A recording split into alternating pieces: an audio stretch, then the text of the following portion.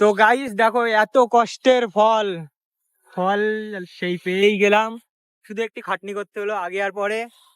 তো গাইস তোমার ভাই চলে এসছে পুরো স্ট্রেট করে দীঘা গাইস, সামনে দেখতেই পাচ্ছ দীঘা, চলে এসছি দীঘা গাইস।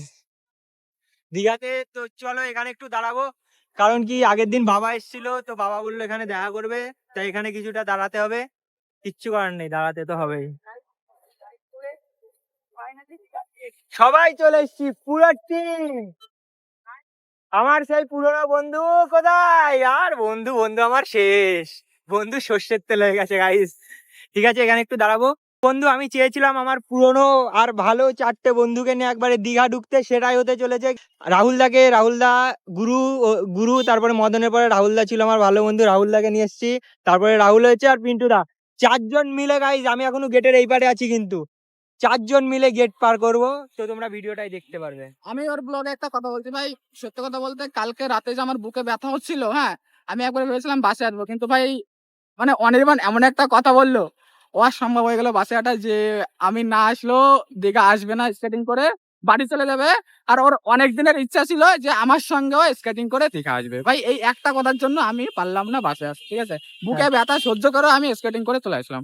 কিন্তু হ্যাঁ 1 ঘন্টা পরে বা 20 মিনিট পরে আর কোনো ব্যথা ছিল না, নর্মাল হয়ে গেছিল।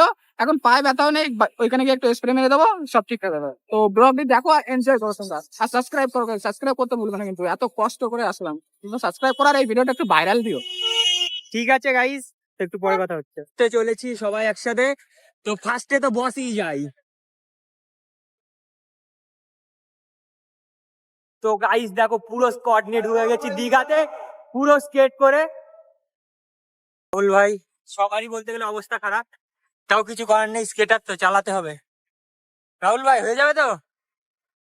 হ্যাঁ হয়ে যাবে, রাহুল ভাইয়ের ভাই জোশ আছে। এই যে দীঘা আমরা ঢুকে গেছি, এবার দুষ্টুকে ফোন করে রুমটা কোথায় আছে সেটা দেখতে হবে। আমার ফোনে চার্জ নেই, ভিডিওটা একবারে কন্টিনিউ হবে। আমি অনির্বাণ স্কেট স্টান্ট। আজকে ধরো আমাদের দীঘার দ্বিতীয় দিন, প্রথম দিন এসেছিলাম ল্যাচে পড়েছিলাম অত কিলোমিটার স্কেট করার পরে, আর এখানে দেখো আমাদের নতুন দুষ্টুদা। দুষ্টুদা আগে এসে আমাদের জন্য হোটেল ফোটেল বুক করে নিয়েছিল। এদিকে রাহুল দা সবাই স্কেট পড়ছে, এদিকে আমু স্কেট পড়ছি, রাহুল ভাই পড়ছে, পিন্টু দার এখনো পড়া হয়নি, স্কেট করবে। তো আমাদের আজকে প্ল্যানটা কি দুষ্টুদা একটু সংক্ষেপে আমার অডিয়েন্সকে বলে দাও। আজকের প্ল্যান, এখন জুতো পরা হচ্ছে। হ্যাঁ ঠিক তারপর আছে? সংক্ষেপে এরপরে- তাড়াতাড়ি, হ্যাঁ একটু তাড়াতাড়ি। সংক্ষেপে হ্যাঁ। তাড়াতাড়ি। তো গাইজ এখন আমরা বিচের ওখানে যাবো, বিচের ওখানে গিয়ে 3-4টে যা ভিডিও নেওয়া যায় নিতে হবে, সব শর্টেরই হবে। আর আমি ব্লগটা করছি, তো প্রথম ব্লগটা পোস্ট হয়ে গেছে, যারা যারা দেখোনি তারা গিয়ে দেখে আসবে। তো চলো আমরা নিচে টিচে নেমে নি, 3 তলা আছি গাইস, সিঁড়ি দিয়ে স্কেট করবো, আর কত কি চাও। তো এখানে রাহুল দা আর দেবরাজ দা নামছে, আর আমি তো প্রথমেই নেমে গেছিলাম। তো গাইস চটমটা করে আমাকে কেমন লাগছে বলতে পারো। Now guys we are in Digha guys, full স্কেটের গ্যাং নিয়ে আমরা স্কেটে বেরিয়েছি দীঘা, দেখতেই পাচ্ছো, আর পেছনে গাড়ি আছে, ওটা কোনো ব্যাপার না। তো চলো ভিডিওটা কন্টিনিউ করা যাক। বন্ধুরা দেখো আমরা দীঘা বিচে চলে এসেছি, অল্প একটু, আমাদের হোটেলটা ওই যে সাদা রঙের যেটা দেখতে পাচ্ছ ওটাই আমরা আছি। তো স্কেট করে চলে আসছি, 1 মিনিট লেগেছে গাইস স্কেট করে আসতে। ওইদিকে দেখো দুষ্টুদা পুরো ক্রেজি একদম এসছে, এখনো পিন্টুদা নিচে দাঁড়িয়ে আছে। আর চলো এদিককার যা যা ভিডিও হয় টুকটাক দিতে থাকবো, আর ইনস্টা 360 ভিডিও আজকে কিছু দেখা যাবে। তো বন্ধুরা দীঘা সি বিচে এখনো প্র্যাকটিস চলছে, কিন্তু এখানে রাহুলদা পড়ে গেছিল, সেই ভিডিও ক্লিপটা আমি ওর কাছ থেকে নিয়ে দিয়ে দেবো।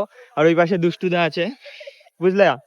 তো এখন রোদের সময় এমন একটা জিনিস যে আমাদের সাবকনসিয়াস মাইন্ড কিংবা আমাদের নিজের মাইন্ড রোদের মধ্যে কোনোটাই কাজ করতে ঠিকঠাক চাচ্ছে না, সেই কারণেই পড়ে যাওয়া এই ধরনের জিনিসগুলো হচ্ছে। আর গাইজ জগন্নাথের যেটা দেখতে পাচ্ছ জগন্নাথ ধাম, এটাই গাইজ পুরীর সৌন্দর্য। সামনে ওই পাশে দীঘা বিচ দেখতেই পাচ্ছ তোমরা, এই পাশে অনির্বাণ স্কেট স্টান্ট, এই পাশে লক্ষ্মী ভান্ডার, তার পেছনে শৌচালয় আর জগন্নাথ ধামের স্টেজ গাইজ ফুল একদম ক্রেজি। ওই পাশে সবাই আছে, আমি একটু এই পাশে এসেছিলাম তোমাদের সবাইকে দেখাতে। দেখো এই পাশে দীঘা।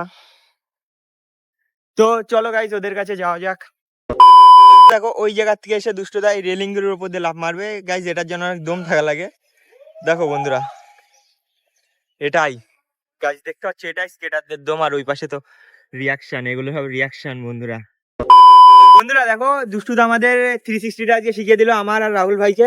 তো এখন দেখো ওই উঁচুটা দেখতে পাচ্ছ, ওই উঁচুটা থেকে গাইজ লাফ মারবে। তো এখানে তো আমার কিছু বলার নেই, আমার তো গাইজ দেখে আমাকে বলছে লাফ মারতে, আমার তো দেখেই গাইজ হয়ে গেছে। তো এখান থেকে ও লাফ মারতে চলেছে, তো চলো ভিডিও ক্লিপটা দেখা যাক। বস বস কি মনে হচ্ছে নিকল জায়গা হয়ে জায়গা তোমরা তো বাংলা ব্লগ না মাঝে মাঝে এন্টারটেনমেন্টের জন্য হয়ে যাবে হয়ে যাবে হয়ে যাবে চেষ্টা করছি চলো। ওকে ঠিক আছে দুষ্টুদা বলে যে চেষ্টা করছি তা হবে চলো গাইস দেখো দেখো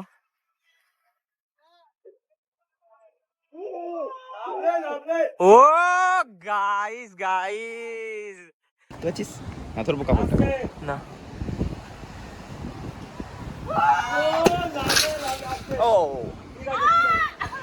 তো বন্ধুরা আমরা দীঘা বিচ থেকে বেরিয়ে যাচ্ছি এখন রুমে যাওয়া যাক আমরা একটু উদয়পুরের দিকে ঘুরতে যাবো তাই এখন ধরো 1টা মতো বাজে বেরিয়ে যাওয়া যাক রাস্তা আর প্রচন্ড খারাপ সবাই বেরিয়ে গেছে